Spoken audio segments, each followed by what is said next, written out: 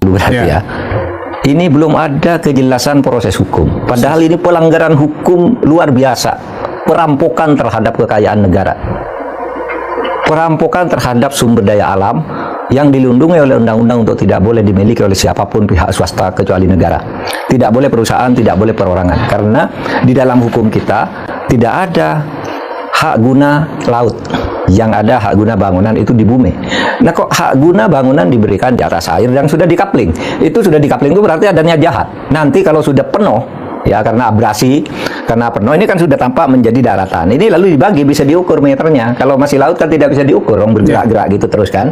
Nah, ini nanti diukur meternya, lalulah menjadi reklamasi kan itu. Nah, oleh sebab itu ada 3 pihak ini yang seharusnya segera bertindak. Ya, untuk proses hukum. Untuk proses hukum pidananya. Yang kemarin itu proses hukum administrasi sudah. Yang kemarin administrasi ya. Administrasi dong, administrasi pemerintahan ini tidak boleh nih melanggar ini aneh. Itu nanti hukum administrasinya biar berlanjut. Tapi ini kan jelas hukum pidana. Ini jelas hukum pidana. Mengeluarkan sertifikat. Pertama, itu laut berarti nipu. Yang kedua, itu laut itu tidak boleh disertifikatkan. Kan gitu. Nah, oleh sebab itu ini yang harus bergerak siapa? 3. 1, kalau itu penipuan atau penggelapan, itu polisi. Iya kan? Pihak swastanya itu kan polisi, penipuan, penggelapan. Tapi ini bukan hanya polisi, karena ini juga diduga kolusi, bermain dengan pejabat. Bermain dengan pejabat itu artinya kan kolusi. Kalau kolusi itu pasti ada uangnya yang diberikan. Kenapa diduga bermain dengan penjabat? Karena bisa keluar sertifikat resmi. Bukan hanya 1, kalau 1 itu keliru kali ya. Tapi ini 263 masih ada lagi di berbagai daerah lain, di mana kemarin itu melibatkan 2 perusahaan dan beberapa seorangan ya. Iya kan, pasti itu kejahatan. Nah, kalau sudah kejahatan ini kan tinggal kalau mau diambil aspek korupsinya karena pejabat diduga nerima suap, ya kan? Maka KPK, Kejaksaan Agung dan Polri itu bisa melakukan tindakan. Mungkin Anda tanya, siapa sih yang harus melakukan tindakan? Apa Kejaksaan Agung, apa polisi, apa? Siapa harus duluan yang melakukan itu? Itu menurut hukum kita yang duluan mengambil tindakan itu tidak boleh diganggu. Siapapun. Kalau misalnya polisi bertindak dulu, Jaksa Agung menahan diri, KPK menahan diri sampai polisi ini selesai. Kalau Kejaksaan Agung, merasa ini ada korupsinya, polisi diem, KPK diem. Kalau polisi Jaksa Agung diem, polisi diem, KPK turun dong. Berarti 3-tiganya punya kewenangan. Punya kewenangan dan tidak usah berebutan. Siapa yang sudah tahu lebih dulu atau mengambil langkah lebih dulu itu tidak boleh diganggu oleh 2 institusi. Dan ini kayaknya bukan berebutan, Pak, saling menahan ini. Nah, ini saling karena belum ada yang mengusut. Saling takut kayaknya. Saya heran nih, aparat kita kok takut pada yang begitu-begitu sehingga mencurigakan. Ini kan begini, kalau psikologi birokrasi di Indonesia, bawahan itu takut pada atasan, ya kan? Ini mungkin bawahan di tingkat daerah mau ngambil tindakan. Loh, belum dapat petunjuk dari atasan. Nanti jangan-jangan atasan ini yang dapat sesuatu, nanti kami dipecat kan banyak sekali. Kalau bawahan ngambil tindakan sudah benar, atasannya terlibat, ini yang dipecat bawahannya. Artinya mungkin begini, jangan-jangan menunggu perintah presiden, Pak ya? Nah, saya menduga begitu. Karena kan sejauh ini presiden mengatakan bongkar, lalu dibongkar. Nah, belum ada usut, belum ada tuh kata itu dari presiden, Pak. Iya. Masa sampai harus menunggu presiden untuk mengusut? Iya, seharusnya tegas saja presiden. Udah itu kalau memang sudah pasti tindak pidana, ya sudah proses pidana langsung presiden aja. Meskipun itu sangat memalukan. Kenapa hal begitu harus nunggu presiden? Kan mestinya aparat penegak hukum bertindak sendiri. Iya kan? Sampai sekarang saya masih heran. Kenapa sih kok tidak ada kejelasan bahwa ini sudah diselidiki oleh polisi, ini sudah disidik oleh Kejaksaan Agung atau apa gitu? Mestinya ini ada penjelasan. Jangan sampai kasusnya hilang, nanti habis dibongkar semuanya diem-diem karena merasa sudah mendapat bagian atau karena ingin saling melindungi, lalu kasus ini hilang. Padahal ini kasus serius. Kita mengamankan laut Natuna Selatan itu berapa biaya diplomatiknya, berapa biaya persenjataannya, berapa biaya personilnya tuh besar-besaran tuh di Laut Cina Selatan. Lihat kita di depan hidung kita nih. Artinya dengan berlama-lama tidak diusut, Pak Mahfud khawatir bisa jadi hilang nih kasusnya. Bisa jadi. Itu dampak yang paling ini yang bisa jadi hilang. Kan banyak kasus yang begitu-gitu, yang terus tidak ada ujung pangkalnya. Soal kewibawaan negara yang itulah kewibawaan negara. Lalu apa gunanya ada negara? Iya kan, negara kan diberi semua kewenangan untuk melakukan tindakan, bahkan diberi kewenangan menggunakan senjata kepada orang yang merongong kewibawaan negara. Oke, halo teman-teman, kembali lagi bersama saya di channel ini. Salam NKRI harga mati. Teman-teman, dalam video ini kita melihat sebuah video yang disampaikan oleh Mahfud MD. Mahfud MD adalah Menteri Jokowi di kala itu dalam kepemimpinannya. Kalau kita membaca ya komentar-komentar yang menarik dalam hal ini, karena kita harus mengawali dari sebuah komentar dan tanggapan-tanggapan masyarakat.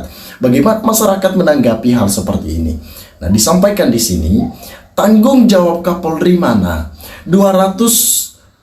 126 triliun uang pajak rakyat buat gaji Kapolri yang sebelumnya 114 triliun.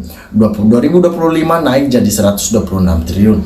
APBN 82% dari pajak rakyat ini rakyat menjerit dan kecewa atas pelayanannya. Kenapa kecewa? Udah tahu masyarakat banyak yang miskin. Ya. Angka kemiskinan di Indonesia itu makin meningkat. Bukan makin kaya. Kalau pejabat memang makin meningkat kekayaannya, tetapi masyarakat, ya itu yang menjerit hatinya. Begitu.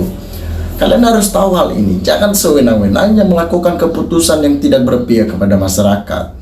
Ya, Kapolri nggak bergerak karena Kapolri ikut terlibat, makanya takut. Kapolri dan KPK yang jelas melindungi Jokowi. Ya, orang-orangnya Jokowi udah berapa kali kita bilang, udah berapa kali kita katakan, orang-orangnya Jokowi, baik itu di Kapolri, baik itu di KPK, di mana saja deh, di kabinet merah putih pun, ya disingkirkan, ya ditendang aja orang-orang seperti itu. Buat apa? Nggak usah ada orang-orang seperti itu, karena itu akan menjadi penghalang dalam pemerintahan Prabowo untuk memajukan negeri ini selama 5 tahun. Saya yakin ketika orang-orang itu belum ditendang, ya, mereka akan jadi penghalang, akan menjadi tikus-tikus, akan menjadi sampah-sampah, dan sulit untuk dilepaskan orang-orang seperti itu, ya. Oke, disampaikan lagi di sini bahwa memang akar permasalahan negeri ini polisi. Bersihkan konstitusi Polri, dijamin negeri akan sesuai yang kita harapkan. Kebayang gak sih dari awal institusi Polri, Polisi Republik Indonesia itu dibuat buat apa? Ya, itu dibuat buat apa? Anda harus berpikir akan hal ini. Anda harus berpikir lebih cerdas lagi, bahwa memang institusi itu dibuat untuk menjadi pengayom bagi masyarakat, menjadi solusi bagi masyarakat, pengamanan bagi masyarakat. Tapi kehadiran mereka apa? Sekarang ini mereka buat apa? Apakah mereka cuma pengamanan bagi Jokowi aja begitu? Mereka udah disewa sama Jokowi, makanya ada kata parcok-parcok gitu. Inilah yang membuat masyarakat udah dikala Verdi Sambo waktu itu, reputasi polisi makin rusak, ditambah lagi dengan kasus Vina Cirebon. Masih banyak hal yang lain. Harusnya mafia-mafia, oknum-oknum tertentu yang berada dalam kepolisian itu disingkirkan aja, bos. Ya, mereka hanya menjadi sampah-sampah yang menjadi penghalang dalam menjalankan pemerintahan yang baik. Begitu. Disampaikan lagi di sini, aparat penegak hukum di pemerintahan sebelumnya bertindak sebagai centang pembela kepentingan oligarki.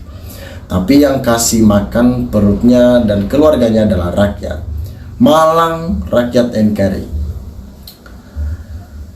Teman-teman, silakan berikan tanggapan teman-teman di dalam kolom komentar ini, sehingga kita dapat bertukar pikiran antar satu dengan yang lain lewat kolom komentar ini.